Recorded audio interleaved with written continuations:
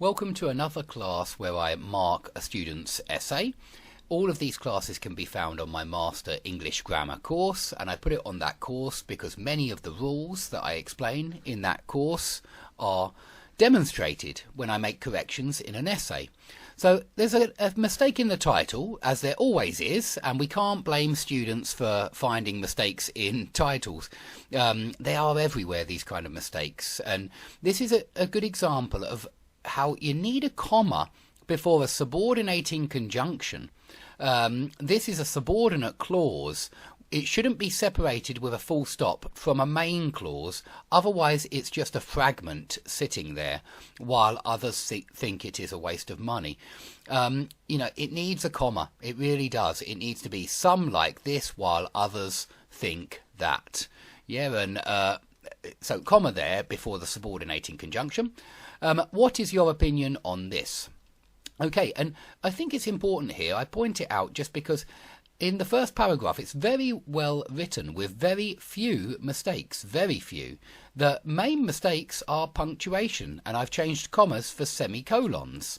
And that's because you can't splice together two main clauses. Now, this isn't two main clauses. This is a main clause and a subordinate clause, and that's why it is appropriate to use a comma here.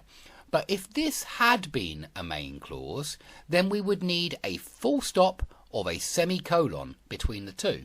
So let's carry on looking at the essay.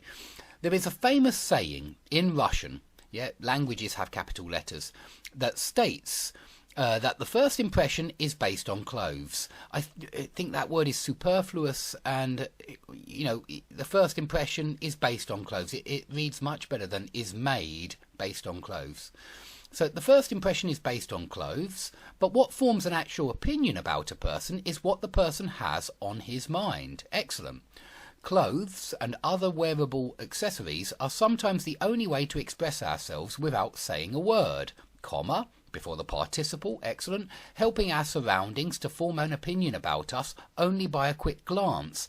Now, usually surroundings don't form opinions, and so I wouldn't personally have used that word if I had been writing this essay.